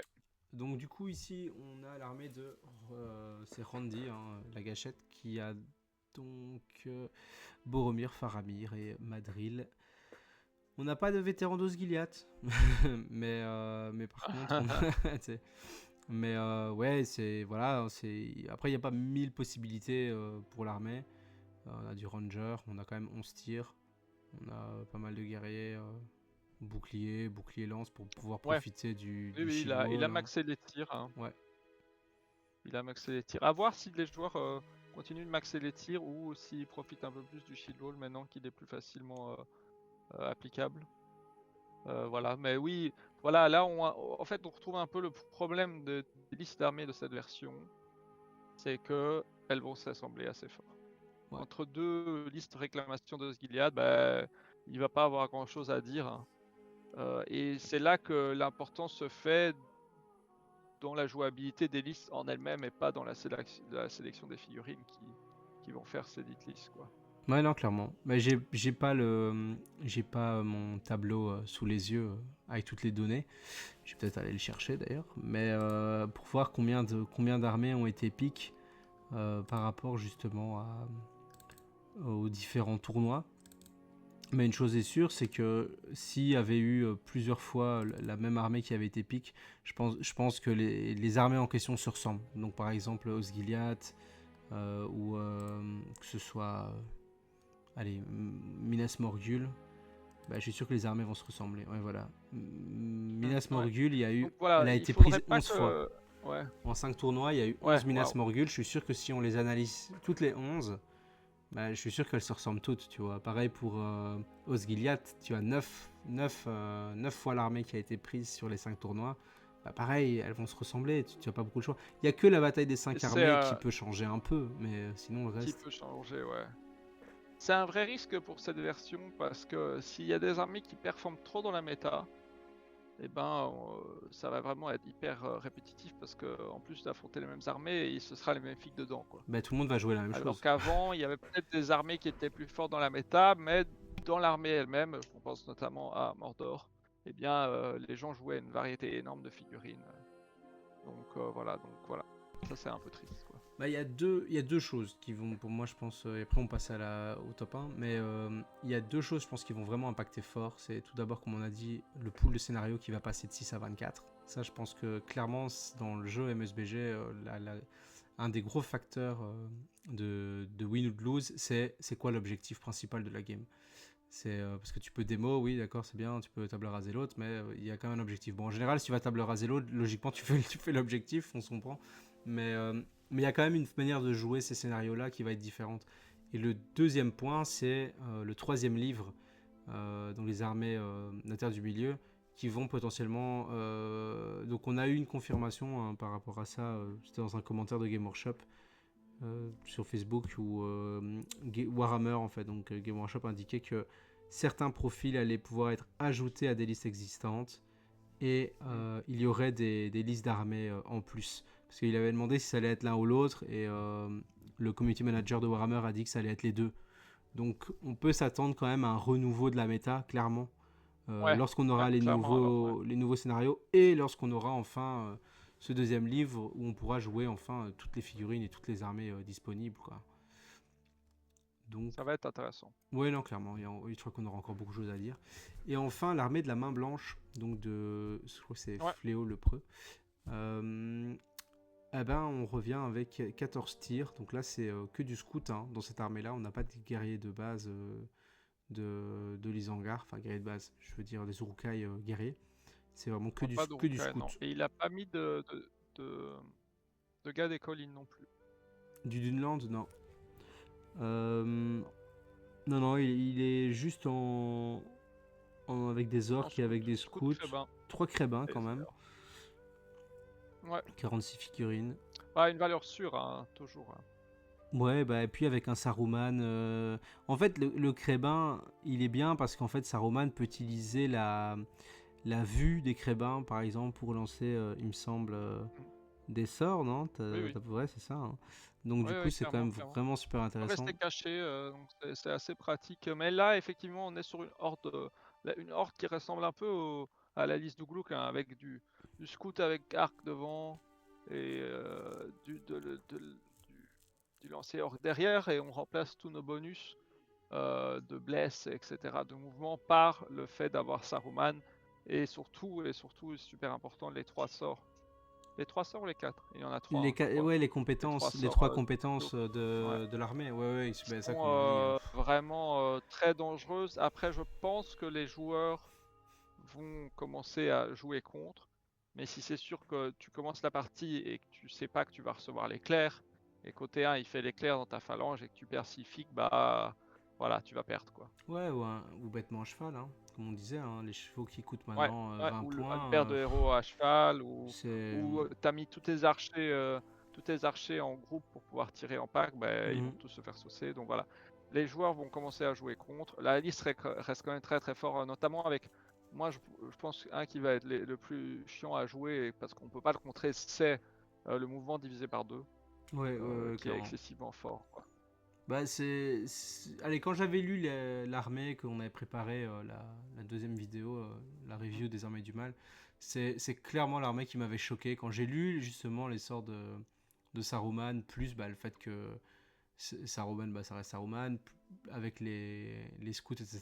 Et quand tu vois la combinaison, la combo qui est possible avec l'armée, notamment donc avec les compétences de l'armée, tu voyais bien quand même le truc venir, où ça allait être quand même fumé. Je suis juste étonné qu'elle a été moins jouée que Muster. Muster a été plus joué que l'armée de la main blanche. Ouais, je pense que c'est une question d'accessibilité des figurines. Ouais, plus de scouts. Ici, tu as envie d'avoir des crébins, tu as envie d'avoir des Ouais. scouts, tu as envie d'avoir du Dunland. C'est pas des figurines que tout le monde a sous la main. Voilà, alors que des guerriers Rukai, voilà, t'en as à l'appel souvent, Ouais, même sur Vinted, hein. même peint Tu dans la collection, quoi. Oui, voilà, de tous les t'en joueurs, trouveras quoi. Et très c'est facilement. très rapide à peindre aussi. Ouais. Mhm. Ouais, clairement. Et puis tu peux jouer. C'est vrai que de l'autre côté, tu peux jouer les arbalètes. Tu peux jouer. En fait, t'as arbalète berserk d'un côté. Là où ici, tu vas avoir bah, une flopée de scouts. Arc ouais, et les pouvoirs. Ouais, et les pouvoirs Les... qui font vraiment la Ouais, game, hein. ouais, Ça ouais, viabilise ton clairement. jeu en fait. Mhm. Donc, ouais, c'est honnêtement, même quand on parle de pouvoir la contrer, etc., c'est tellement, c'est quand même compliqué parce que il y a des tours où il y aura pas de hasard, quoi. C'est lui qui va dicter vraiment le tempo de Ouais, la game, en ouais. fait. Et ça, c'est très compliqué à jouer contre. C'est comme le cri de Gwaihir, où il le fait une fois. Bah ici, Oui, voilà. il a trois moments où il peut te faire un truc, quoi. À voir pour la suite. Très embêtant aussi d'être forcé à jouer autour de ce genre de compétences. Bah, c'était comme l'ancien pouvoir, enfin le pouvoir qui existe toujours d'Azog, mais bon, Azog a pris quand même dans la figure. Le fait de subir la règle spéciale en elle-même est déjà très pénible, mais ce qui est aussi encore plus pénible, c'est le fait de devoir changer ton plan d'action parce que tu sais qu'il va y avoir la règle spéciale. Ouais, c'est ça exactement. Et si un joueur décide de ne pas l'utiliser, eh ben, tu vas devoir te limiter parce que tu sais que si tu te limites pas et qu'il l'utilise, bah, tu vas te faire punir. Et donc tu limites vraiment ton jeu. Et pour l'instant, il a rien dépensé, il a pas encore utilisé sa règle spéciale. Ouais, Mais toi, bah, là, par exemple, tu es obligé de séparer ta force parce que tu sais qu'il va avoir l'éclair, ou de pas te mettre trop près parce qu'il y aura le demi-move. Mais s'il le fait pas le tour d'après, bah, toi, tu as joué moins bien et lui, il a pas dépensé de ressources, quoi. ouais, ça me fait penser à quand tu joues contre une catapulte, par exemple, ou quand tu joues contre Ouais, un volant type Gwaihir ou le roi sorcier sur Ombrelé, où en fait tu t'amuses à splitter par exemple tes cavaliers avec un soc de 60 pour être sûr qu'il peut pas prendre les deux en même temps, tu vois. Et donc tu commences à vérifier, ouais, ah ouais, ouais, ça va, ils clairement. sont assez écartés, parce que si là il m'attaque, il doit faire un combat héroïque, sinon il sait prendre deux d'un coup. Ou alors avec la catapulte, tu t'amuses à mettre toutes tes figurines à 2 ou 3 pouces les unes des autres pour pas en perdre trop, quoi. Et en fait, tu perds du temps de jeu à faire des trucs comme ça parce que justement, Faire du tu temps de jeu, ouais. surinterprètes tout, tu mesures tout. Enfin, et l'autre, il est tranquille en Ouais. fait. Il va Ouais, prendre sa il décision. l'a même pas utilisé, ouais. Ouais, Et sur des scénarios comme ça, avec une horde, eh ben, avoir du temps de jeu pour toi, c'est très bénéficiaire, hein. ouais, clairement. Ça t'aide vraiment à établir ton jeu, quoi. Bah, et t'as du tir, donc toi, tant que de toute façon t'es pas dans la phalange, enfin tu vois, t'es pas en combat de phalange à la De limite. nouveau, hein, la liste bénéficie super fort des scénarios, hein. Mhm. C'est des scénarios de contrôle avec des objectifs à aller atteindre, le fait d'avoir des crébins euh, et des pouvoirs comme le demi-mouvement te set up pour des points facilement gagnés, quoi, à n'importe quel moment de la partie. Ouais, tout à fait. On passe au dernier tournoi. Yes! Donc, The Great Mao solo en 800 points, 20 joueurs. Donc la troisième place, c'est... Et alors oui, on a oublié de le dire, mais c'était les deux tournois français, c'est des tournois de 2 heures. Et celui-ci, de Great Mao, il me semble que c'est 2h15 en 800 points. Non, c'était 2h15 les deux, je crois. À vérifier, mais Ok. en tout cas, c'était un format classique, quoi. Mais donc Sven Firefly qui fait la troisième place avec Battle de Fornost. Gensho avec les usurpeurs d'Edoras. Et enfin, Demonaeus Kyo qui est premier avec Rivendell. Donc aussi, il me semble que les deux tournois se passaient en même temps. Donc Ok. la qualif Donc ça a et dû ici. filtrer quand même Ouais, le nombre de je joueurs. pense que... Si la qualif rassemble vraiment les meilleurs joueurs français. Après, les listes là qu'on voit sont des listes d'armées qui sortaient déjà du lot à la lecture, Ouais, qui étaient exactement. solides, hein. Pas des listes Il mauvaises. n'y a pas l'anniversaire de Bilbon sur un podium en tout cas, ça on peut déjà Ouais. c'est- Ça, franchement, elle aurait été là, on aurait dû fermer notre clapet, quoi. Ouais, ça aurait été l'élu. Mais je crois que... Euh, la, Ouais, vas-y. la première liste, donc. Ouais, donc Battle for Solide, Lost. hein, mais on a souvent parlé de Glorfindel, hein, et là, la liste est classique avec les deux héros montés, et 3 chevaliers, un peu d'arc et une phalange super solide. À 800 points, on est quand même à 40 flics défensifs, au combat 5 avec des lames elfiques. Voilà. Je l'ai déjà joué. Moi, ouais, je trouve que Glorfindel est super super fort. Il fiabilise énormément de la partie. T'as pensé quoi T'as joué des Chevaliers de Minas Tirith? Ah, ouais, ils sont vraiment super forts. Là, je suis juste déçu qu'il n'y en ait pas plus, quoi. Parce que les Chevaliers Minas Tirith combat 5, en termes de possibilités, de pression sur l'adversaire, en termes de méta, vraiment ça shutdown typiquement le Moranon, ça shutdown les Minas Tirith adverses sous bannière de Boromir, parce qu'eux ils sont 4.5, mais toi t'es 5. Tu viens chercher aussi potentiellement des elfes avec un peu de chance. Tu viens tuer du nain très facilement. Tu viens chercher de l'Urukai, égaliser du berserk. Donc je pense que si la méta va vers du muster et va vers du scout, etc., ben on va avoir plus de chevaliers de Minas Tirith dans cette liste, quoi. Ouais, c'est vraiment une liste que j'aime bien. Elle a pas encore été très représentée en fait dans les tournois, mais je pense que c'est clairement un bon tuyau exploité pour les gens qui veulent faire du compétitif, je pense. En plus, tout le monde a des guerriers de Minas Tirith dans un tiroir ou des guerriers de Foncombe. Après, il faut juste acheter Arnur et Glorfindel et elle est faite. Donc c'est quand même une armée qui est, je pense, assez accessible en fait, hein. Facilement collectionnable, ouais.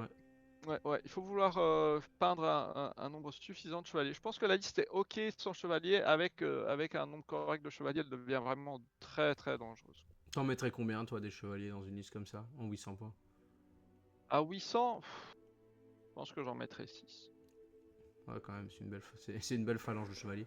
Ouais, Ouais, c'est pas mal, hein. 6. Ouais. On peut potentiellement aussi voir Círdan, hein, qui pourrait remplacer le capitaine de Minas Tirith. Mhm. Ouais, Ça me choquerait pas, non. bah ouais. C'est la liste. Étonnamment, la liste a pas mal d'options de construction. Donc voilà. Ok. On passe aux usurpeurs dites de Edoras. Bah moi, je suis content de les voir parce que, comme je l'avais dit, c'est une armée vraiment que j'ai envie de jouer. Donc j'ai toutes les figurines. Maintenant, faut juste faut juste les peindre. Ça, c'est un autre problème. Mais sinon, j'aime assez bien la liste. Il y avait juste un truc, c'est que moi, en fait, je l'aurais plutôt joué. Bon, après, chacun fait comme il veut. Mais moi, je l'aurais plutôt joué avec presque beaucoup plus, en fait, d'archers en première ligne. Et derrière des lances. Mais sinon, j'aime bien. T'as 60 figurines en 800 points. C'est. Je sais Ouais, pas, c'est trop cool. c'est une horde, hein. Ouais. Alors que la plupart des hordes, à part évidemment Ugluk et tout ça, mais les hordes, on pense notamment à Goblin Town et à Lake Town, ont pris des points supplémentaires. Ici, on amène quand même une horde combat 4 avec Freka. Étonnamment, on n'a pas de bouclier léger, hein. On en parlait Étonnant. notamment de cette option Étonnant. complètement inutile. Il n'y en a pas ici. Et ça, c'est sûr que Lorthorn, avec cette warband de Lorthorn, il faut la mettre dans ta liste. Ouais, clairement. Obligé. Ils sont combat 4 en plus. Donc, Avec la bannière, les armes de jet, voilà, ils sont combat 4, super fort. On peut potentiellement se dire, il n'y a qu'un seul crébin. On aurait pu mettre des crébins en plus. Voilà. je pense que c'est Goodbeer Après, qui de est. nouveau, ouais. Goodbeer a joué, je pense, Usurper des Doras justement au tournoi de Calife. Et je pense qu'il jouait trois crébins. Je sais plus de mémoire, mais Trois il crébins, ouais. jouait vraiment beaucoup de crébins aussi, en fait. Voilà, à voir comment ça. Moi, je pense que j'aime bien les torches. À voir si l'équilibre de la liste va se trouver entre les options de crébin, d'armes lourdes et d'arc par rapport à maximisation du nombre de figurines, quoi. Voilà, on verra, quoi. Ouais, clairement. Clairement. Après, comme on le disait aussi, par rapport à la méta de scénario, c'est vrai qu'avoir 60 figurines, bah, ça t'avantage quand même, t'as beau faire. Ouais. Première place pour Rivendell, avec Yes, pour Rivendell. Elrond, Arwen, hein, comme on l'avait dit, honnêtement, ça se synergise super bien en fait, Elrond et Arwen. Au début, j'étais sceptique, j'ai joué une fois contre et j'ai fait ah ouais, non, c'est bien. J'ai testé Arwen justement et son nouveau profil est vraiment très très très fort. C'est un héros de combat maintenant. Combat 6, 2 attaques, Asphalot, et qui peut balancer des courroux. 2 points de puissance. Elle a les sorts de son père en fait. Hein. Donc elle a ouais. Renew aussi pour prendre un PV. Très, Donc très fort, quoi. elle peut. En fait, Elle a Renew, ouais. Elrond et Arwen à deux, en fait, ils peuvent se rendre des points de vie. Enfin, c'est pas mal quoi. Après, je pense pas que tu vas jouer comme ça, mais. Elrond est devenu encore plus résistant avec le combat 7. Il est un peu moins cher. Non, c'est super fort. Arwen a le channeling, donc si on veut, on peut claquer un point de puissance pour être sûr de passer son premier courroux. Ouais. Le tour d'après, on reclaque un puissance, on repasse un courroux. Et puis les 2 derniers tours, on a une chance sur 2 à chaque fois. Donc entre elle et Elrond, on peut vraiment mettre la ligne adverse par terre hyper rapidement. Ça marche contre les monstres.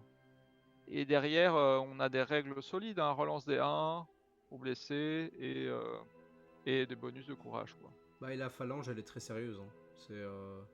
Ouais. C'est 12. Elle est vraiment meilleure avec les armes lourdes, hein. Ouais. 12 guerriers épée, bouclier, et 12 guerriers lance et bouclier. Enfin, la phalange, elle est vraiment, vraiment comme ça. Et le petit capitaine aussi, allez pas à prendre à la légère avec la lance elfique sur cheval. C'est le genre de capitaine qui vient faire des trous dans la ligne avec, quoi. Ouais. Ouais, non, c'est une liste stable. Hein. Une liste très stable. T'as 6 cavaliers hein, quand même. Hein. T'as Elrond, le capitaine, t'as Arwen, et puis t'as 3 chevaliers de Minas Tirith. De mobile. Rivendell. Mobile. Ça tire correctement parce qu'il y a les tirs des cavaliers et du héros, donc on est à 10 tirs quand même.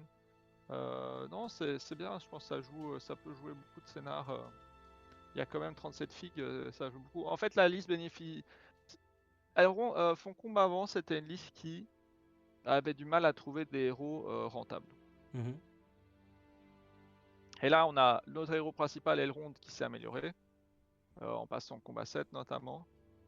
Et on a Arwen qui était tentant comme option, mais qui était vraiment. Bah, elle faisait rien au corps à corps, elle était fragile, elle amenait qu'un point de puissance. Ici, elle amène vraiment tout ce qu'on veut, quoi. C'est vraiment un héros super fort. C'est un héros qui combat, c'est un peu la bouche, mais avec cours la nature. Enfin, Hmm. what que demande le peuple, quoi. Ouais, non, clairement. Et elle bouge de 12.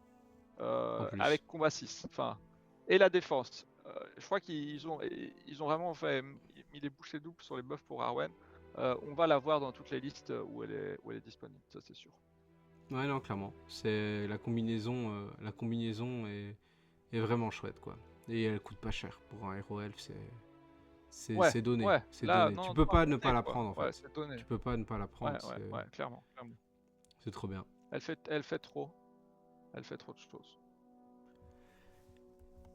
Et voici donc qui conclut cette review des tournois. Qu'est-ce que tu en penses, toi, de cette méta actuellement, Alexis? Eh bien, je pense que c'est pas mal parce qu'on voit quand même pas mal de listes différentes.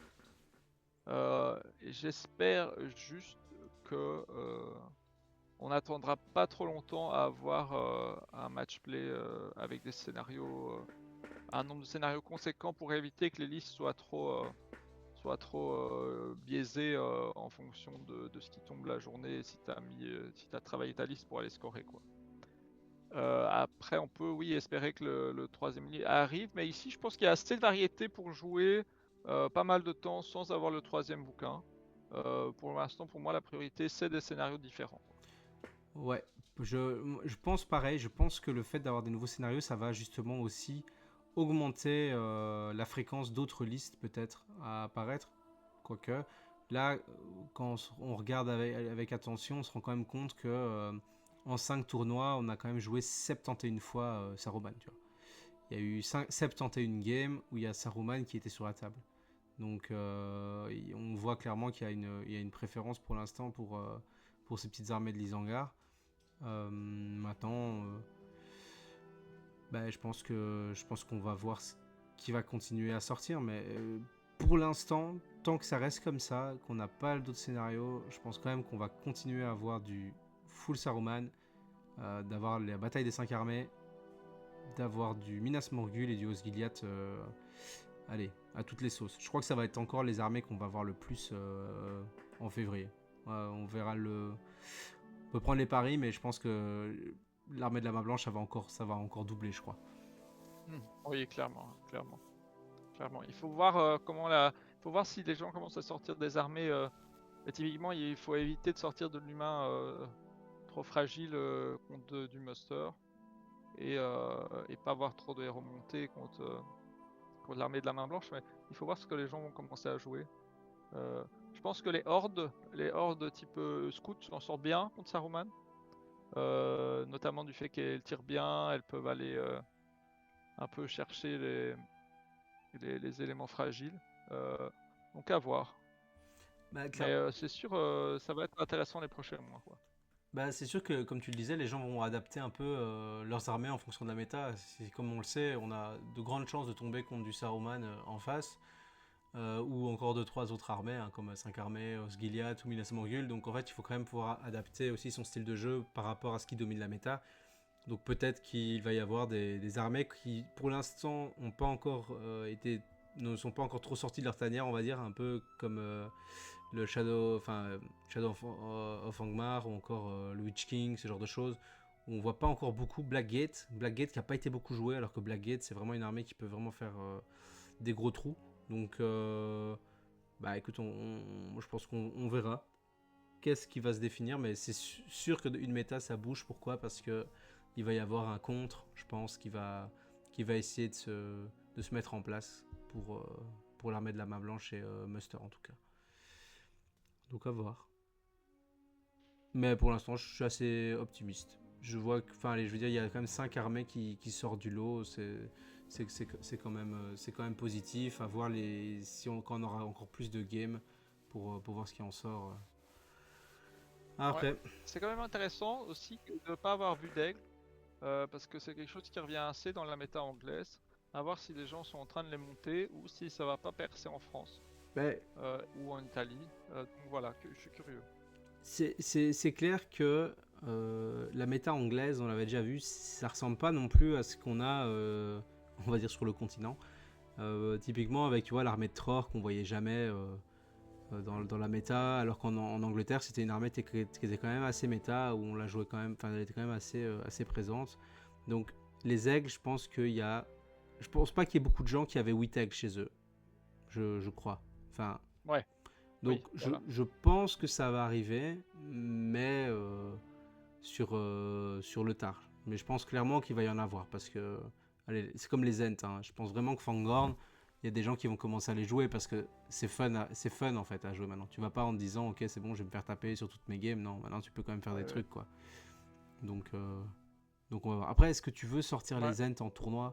Tu vois avec un copain ça peut être chouette mais aller en tournoi, c'est pour ça qu'aussi pour moi la méta c'est important de prendre que les tournois et pas commencer à prendre toutes les games qui passent parce que justement c'est dans des conditions spécifiques, c'est une armée qui a dû être réfléchie un minimum, ce genre de choses, donc c'est vrai que à voir, si ça fait Ouais, son petit clairement. trou.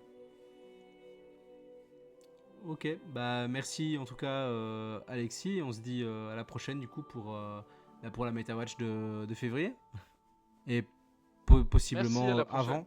Salut, hein, au revoir. Salut.